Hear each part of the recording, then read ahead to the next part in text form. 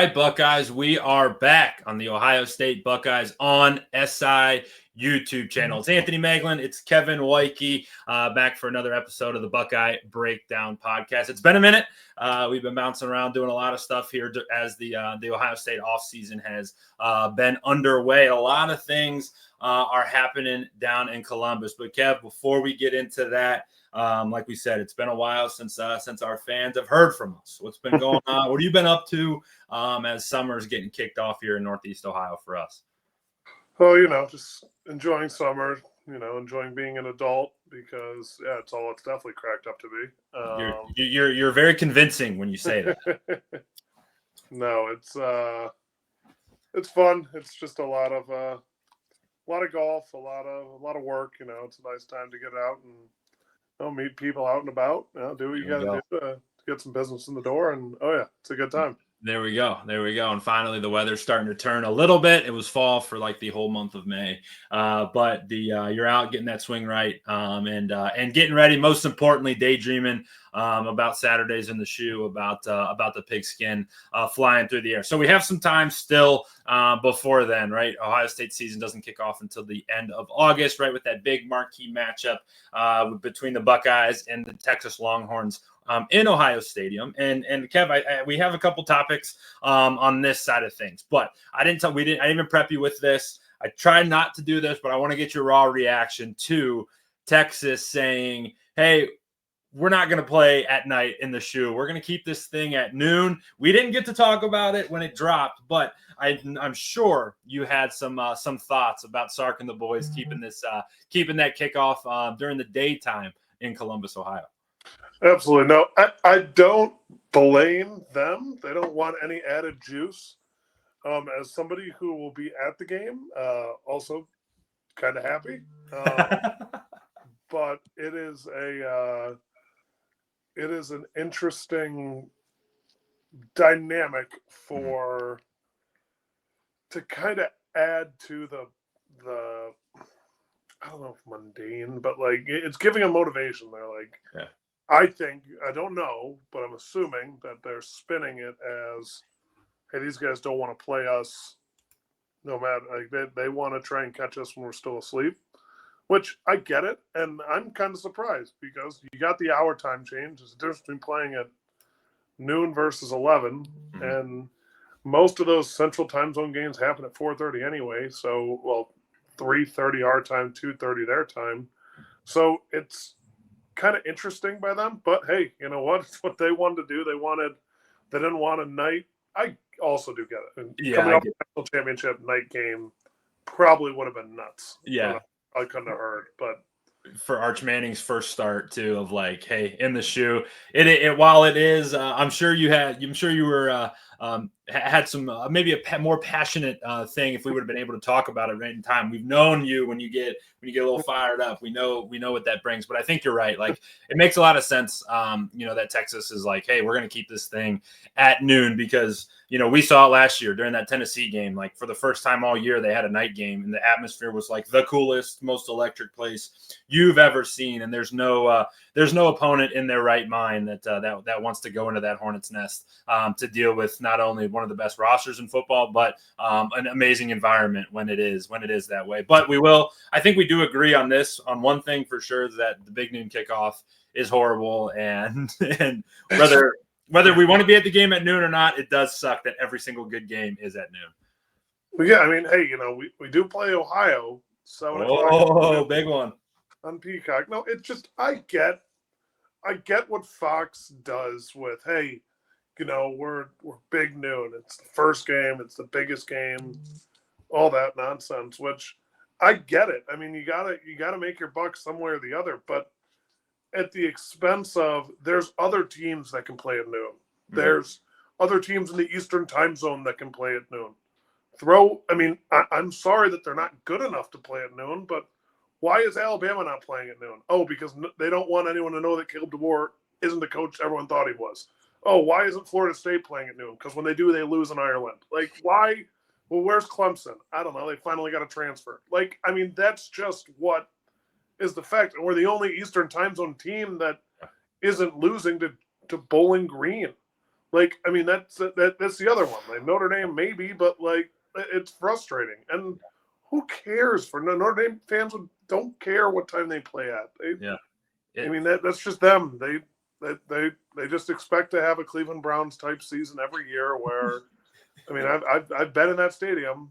There's our guy. Hey, we missed him. We missed our guy. There he is. We got him back. But you're right, though, man. Like, you think back to last year, the one that really stood out was that the Ohio State Penn State game, right? Like, that's a game that should be under the lights, that should be won, and it was played and it was done by 3:00. Like, that's just not the way that it should be, in my opinion. But regardless, we got a lot of time, and I'm sure we'll bark about it a little bit more as we get closer. But Kev, big news the last couple days about the state of college football, the state of the NIL world in college football, and big news today from Columbus, Ohio. As Ohio State becomes the first school to really, this is going to be the wrong word, but it's the one that's coming to mind, but like actually weaponizing their NIL abilities. And what we do know is that the House versus NCAA settlement hearing did drop the other day, and the result of it is that schools are going to be able to pay in a revenue share format their student athletes, and it's looking like right now, based on whatever source you read, the one we were kind of examining here as we prep tonight for our show.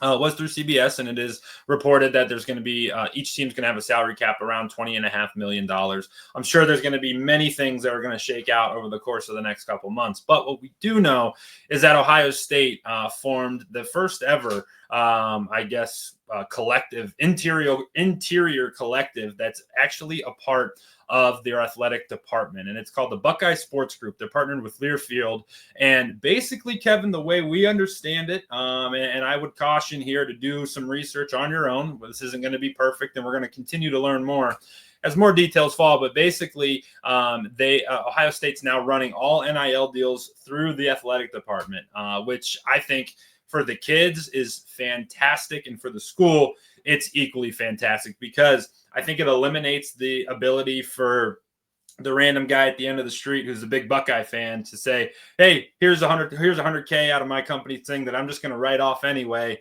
Give me Carnell Tate, give me Jeremiah Smith, give me all these guys. I want a piece of them." Instead, they have to actually get vetted through the school. They have to create long-term partnerships with the school and with the players. They have to treat the players right. They got to do all the right things and create a long-term relationship between a player and a business. I think it just, in my opinion, makes so much sense. And it actually, I'm excited for it from the player's perspective too, because not that many guys get taken advantage of, but there's sure their fair share of guys who did. That's going to go out the window, at least in Columbus, with this Buckeye Sports Group that has been developed by Ohio State. Yeah, I mean, it'll be interesting how they choose to regulate it. They're hopefully finally putting guardrails on this thing, but how I envisioned it was, I mean, Columbus is a lot of big corporations are headquartered in Columbus. That's just a matter of fact. Like, I feel bad for Ole Miss and Mississippi State. Yeah. Other than a Fortune 500 company headquartered in that entire state. Like, that's tough. But you got some mammoths in Ohio. I mean, Goodyear just being one of them. Yeah. They're over every sporting event. But what this does is it allows schools to also utilize NIL for different things where, hey, they can donate as much money as they want, but then it's like, hey, these kids are getting salary capped anyway. It doesn't matter. But you could structure it where it's like, hey, you donate $20 million, you get Jeremiah Smith. You donate $10 million, you get Caleb Downs. And they all do advertisements for the like, they can obviously give them some sort of lenience or whatever, some sort of structure, so they're not nonstop doing this stuff. But where it could benefit the other sports, which is where I thought this NIL thing was going to ruin it, because these schools are paying their own players. We don't know how it's going to be structured in terms of legality. Are they going to be employees? Are they still going to be student athletes? Like, no, I haven't read enough to know yet. But if you can structure it where, hey, Intel, you want us to advertise with you? Well, you can throw you on this, that, or the other, and you can have double T, like whatever, like depending on how much they donate in. But you can structure it where these kids are still getting paid, but the school could be making more money to help because that's how this is always going to go. The NCAA is going to come out the winner at the end every single time. And these universities got to make money. But if you structure it where it helps other sports, like the pistol shooting team, like the fencing team, like the synchronized swimming, diving, whatever, lacrosse. I mean, I love watching the sport of lacrosse. I don't want to see that fall to the wayside because they're putting all this money into football. Like, you can do NIL deals with lacrosse, but this gives, with a teammate of mine, Logan Hiddle is a part of the NIL inside of the athletics. I'm not sure his exact title, but really smart guy. But he was kind of waiting to get the handcuffs off to be able to really form this. And I don't know if he for sure has said this again. I want to say it with a grain of salt. Just in a couple of conversations with him, he's a very smart guy, business savvy. He'll be able to structure this in the best way possible for both the university and the school. And I don't even know if he's the one, and the players. I don't even know if he's the one who's like sitting at the table or whatever. I just know he's got a good job in NIL. He won an award last year for his NIL ability. It's just good to have the best in the country in Columbus. Yeah, and I would add too that because this is kind of a trailblazing effort by Ohio State, they really can, they're setting the precedent, so they can make it really whatever they want. And this is a quote I'm going to read right from Ohio State's, Ohio State's website. So this is their press release on it. But the BSG Buckeye Sports Group will fuel Ohio State's NIL deal-making success and build upon the momentum of over 500 NIL brand partnerships featuring Buckeye student athletes across all 36 sports. Buckeye student athletes have already collaborated with prominent brand partners such as Beats by Dre, Chipotle, Right Rug, Weber Grills, Element Electronics, and many more. I think, Kev, that to me hits on exactly what you said, that, hey, we're going to feel the impact because we, along with millions of others, watch Ohio State football every Saturday, and we're locked in on it. We talk about it. We cover it. But, there are going to be elements of this that apply to all of the other sports, like you said. And I think that's really important. And it's really cool to see that Ohio State is on the forefront of this, because they are saying, hey, we're not going to just focus specifically and exclusively on making our football team the best. There are going to be schools that do that. And it is, excuse my language, that will be a shitty experience for a lot of people, because that is going to be the case. You talk about in Ole Miss, a Mississippi State, who aren't in the a budding city with that has money flowing through it. They are going to have to make sacrifices in other areas. Ohio State doesn't have to do that, and it's really cool that they're fueling the fire for all of the other sports, not just football. The saying goes, a rising tide lifts all boats. Ohio State's trying to make sure that that's the case in their athletic department. Yeah, I mean, shout out the people. I mean, inside the Ohio State bubble, Cardell Jones and Schottenstein, I'm blanking on his first name right now. But, I mean, and all those individual, Notre Dame had one, Alabama had one. They're great, and they did great work to get to this point.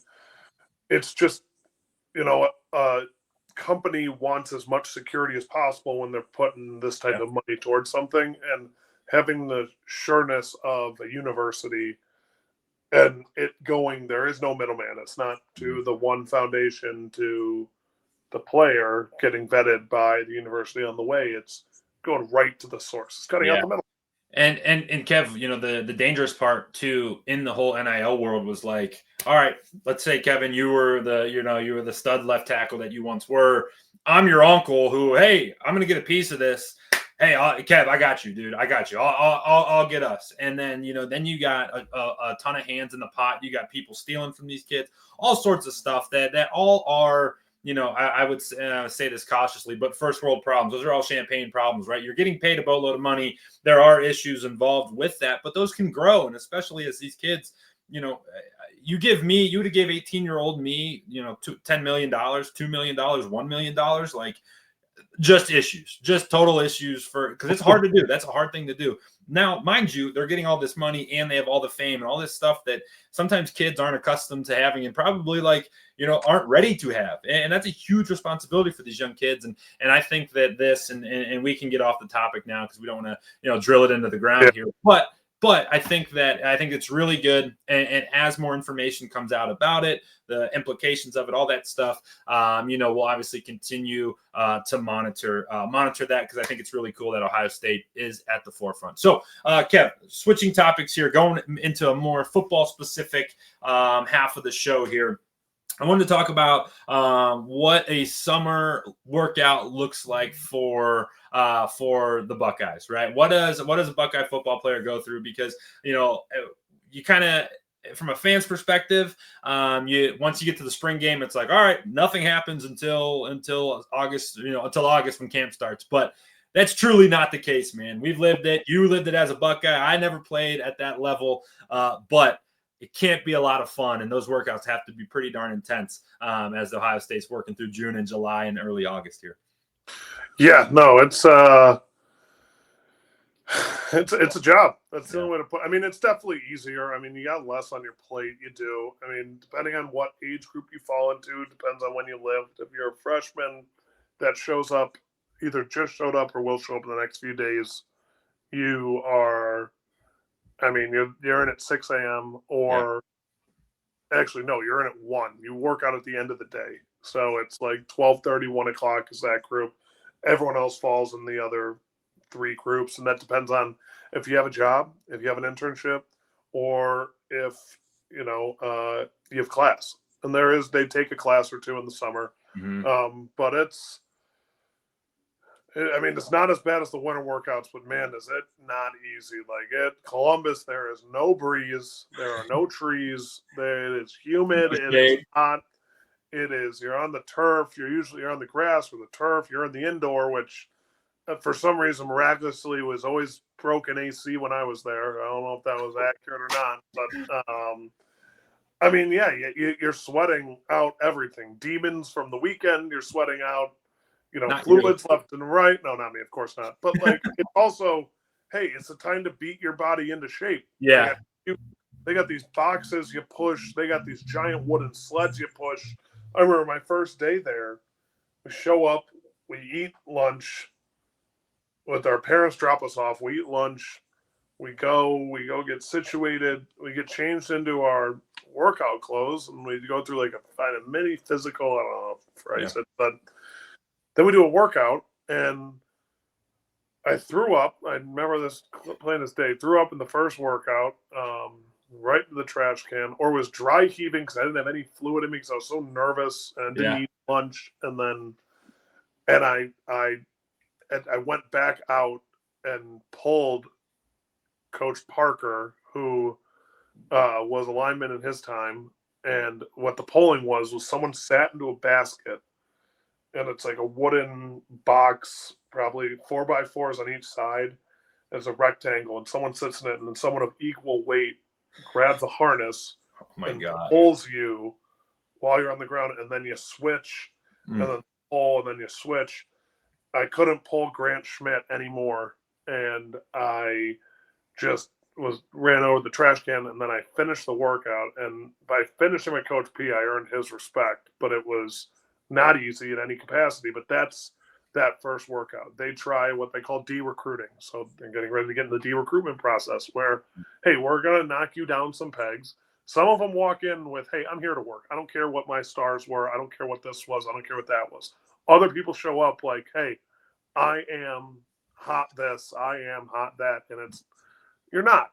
I'm sorry. You were good. You were good. It's the same thing as when a rookie goes, you've 5 rookies in the NFL every year that are dominant, that play out of their mind. The rest of them have a wake-up call because everyone else is as good as you. It's the same thing in college football. It's actually worse because you got people that went through 4 years of lifting that are trying to block and that are just, it's impossible. But that's what it is. You're dead right there. And that de-recruiting phase, I think, is really important because, again, for any new fan, any new people to this show, Kevin was former Ohio State tackle. I played Division III football, so mine certainly was a lot different of an experience. But that de-recruiting phase, I think is really huge because, like you said, these guys, at the age of 15, 16, and 17 were the best in their state, the best in their county, the best on their team, whatever. You come to Ohio State, you are outside of Jeremiah Smith, like you are bottom of the totem pole, and it's a significant amount. Like there's stories every year about about 4 stars, 5 stars that just kind of get lost. Like look at every roster in Ohio State history. There's a bunch of them that don't make it, transfer out, and go find some success elsewhere. And that that's the luxury that Ohio State's built because of consistent success and being dominant and doing all the right things for so long. But it's hard sometimes for young kids to kind of learn that. So that's from a rookie or a freshman's perspective, Kev. And when you get into the sophomore, junior, senior year, is it, and this is curiosity, I don't know, I certainly have it, but is pretty much everybody down in Columbus, everyone stays all summer long and is there, or are there guys that do go home, or what is that, and how does how is that as you get into those later years being on the team? No, so if you're my later years were a little different. So I had some walk-on teammates that went and did internships. Oh,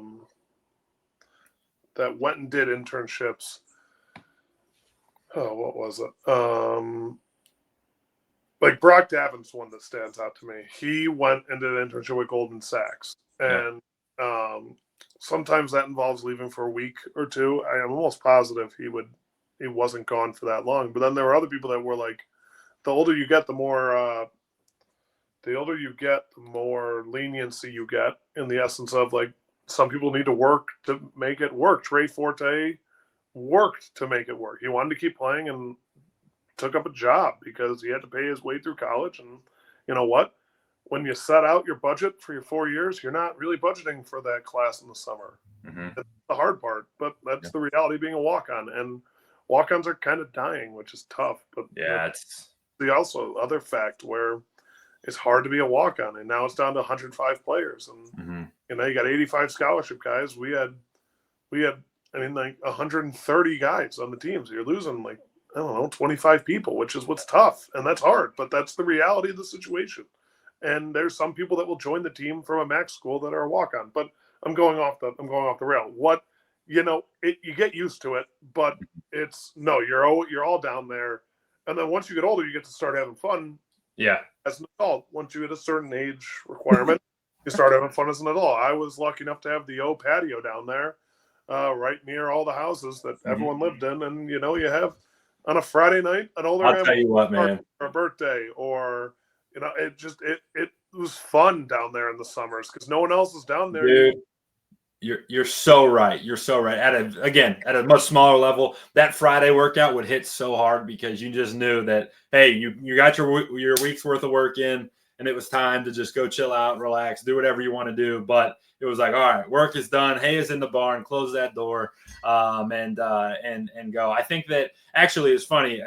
You definitely heard this clip because I related to it for sure. But the Mike Kadick guy from Barstool, the old, or not the old, he played center for Indiana, and he had a viral clip the other week of talking about actually loving playing at noon because he was like, I had a Miller Lite in my hands by 4 o'clock. And like, just kind of like talked about, like, that was the jokey part of it. But the serious part was like, you work, and you were the same. I'm sure I was the same way. Like, I would crush myself from 8 a.m. or 6 a.m. until 8 p.m., Sunday through Saturday, and you get 5 hours or whatever it may be to kind of chill out. And you're like, yes, that's exactly what we need. And in the summertime, it's the same thing. You're all down, all the boys are together. You just had a hard week worth of work.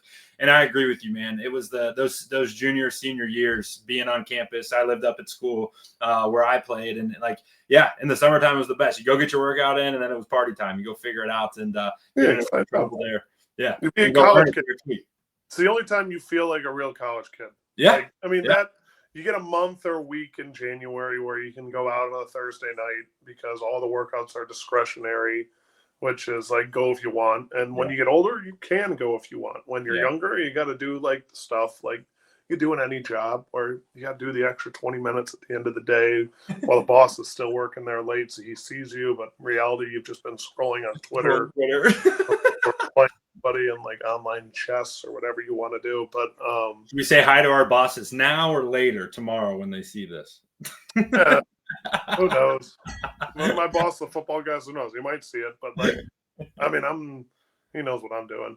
But it's just different, and that's what it is. And like freshmen, you got to do the extra workouts in the summer. You usually got to go on Saturday morning and do a developmental lift, and that's the reality. Whereas some of the older guys go in on Saturdays not to do lifts, but to get their bodies right because their bodies are falling apart. Yeah. But whatever works.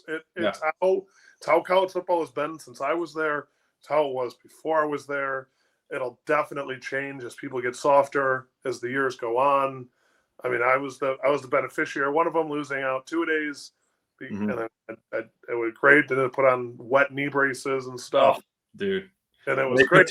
When they took 2 days away for us, like that was living, man. I felt like an old guy yelling at clouds. I'm like, back in my day, you guys don't know what 2 days were like around here with pads on for both practices, and Coach Mick losing his mind because the old line's moving slow. And little does he know that we have 10 pounds of water still in our cleats because no one turned on the air dryer that dries out the cleats. Yeah.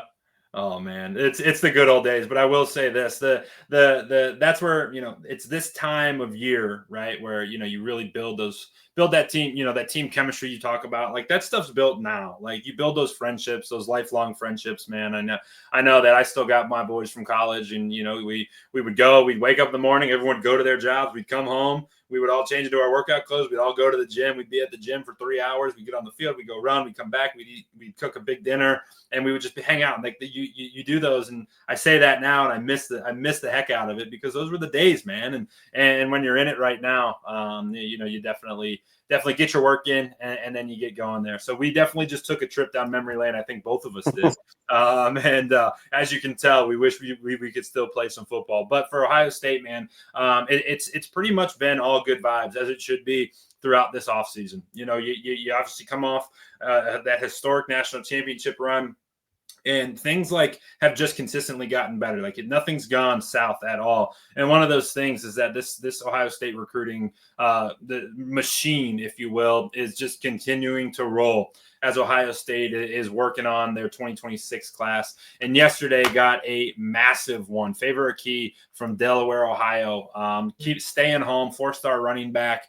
Just kind of reloads in that running back room that.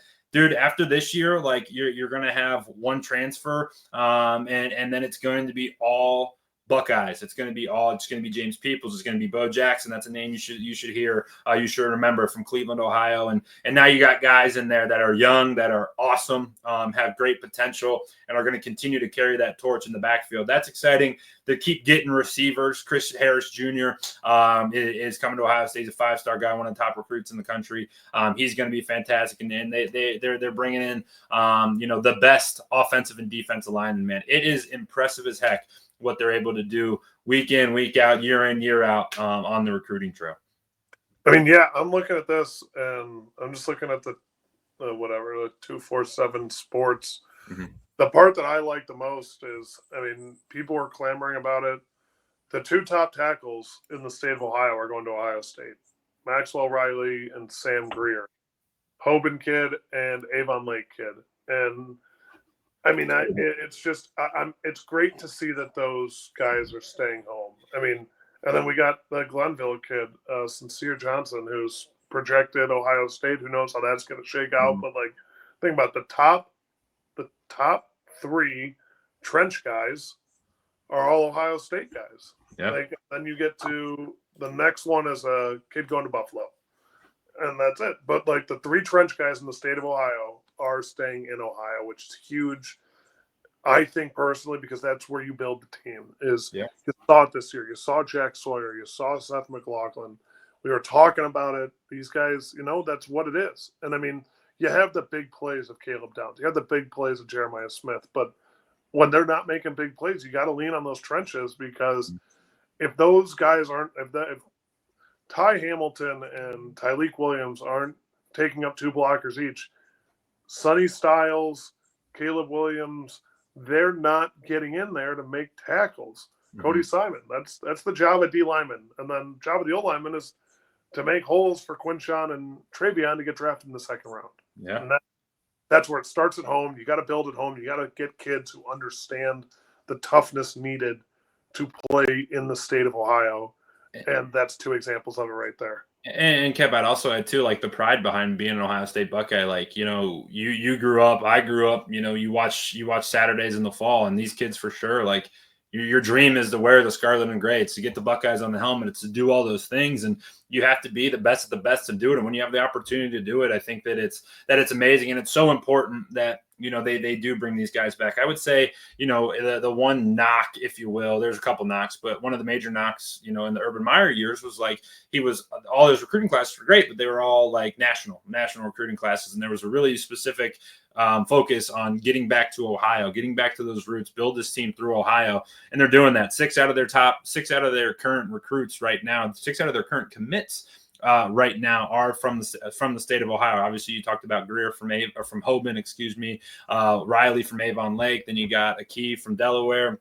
And then you got another Avon kid, two rivals going to join up, Jacob Witherspoon, 5'10 safety. And then you got a wide receiver and a linebacker, Jaden Ricketts, and then CJ Sana, all staying in Ohio, all staying as a Buckeye, which I think is so, so important for this team. You build your foundation through Ohio, and I think that Ohio State is doing that. So, Kev, we'll get out of there on that. A lot of fun stuff coming from Columbus around these Buckeyes, and we're going to have you covered for the rest of the summer here. We got some big stuff coming along the way. Our schedule during the off season here, during the summertime here, we're probably going to bring you 2 shows a week, early in the week, late in the week, and probably a Monday, Friday situation. So keep it posted here. Make sure you subscribe to our channel, Ohio State Buckeyes on SI. Also, head over to our website, si.com/college/Ohio State. It's running on the ticker below us here. The page, regardless of what's going on, is always filled with content. So make sure you make us part of your Ohio State content stop here. So, Kev, as we get out of here, any final thoughts? What do we got going this week? Anything good on your side of things? No, just hanging out this week. Finally getting a tame week and hopefully tame weekend as Father's Day approaches. And just Father's Day. Good reminder. Do not forget Father's Day. U.S. Open, Oakmont, rooting for the course, rooting for Tommy Fleetwood. Got to hit those fairways at this course, dude. We'll do our U.S. Open prediction on Friday and our recap of the first round. But holy cow, this course is carnaged. Oh, it's not. Nothing better than doing a prediction after the first round has ended. There we go. That's some pro stuff right there. That's how we do it, brother. That's how we do it on this channel. Well, everybody, thanks for jumping in and hanging out with us. Like I said, remember, hit that subscribe button, hit that like button. All of that is much appreciated. So for my partner, Kevin Woidke, I'm Anthony Moeglin, signing off on this episode of the Buckeye Breakdown Podcast.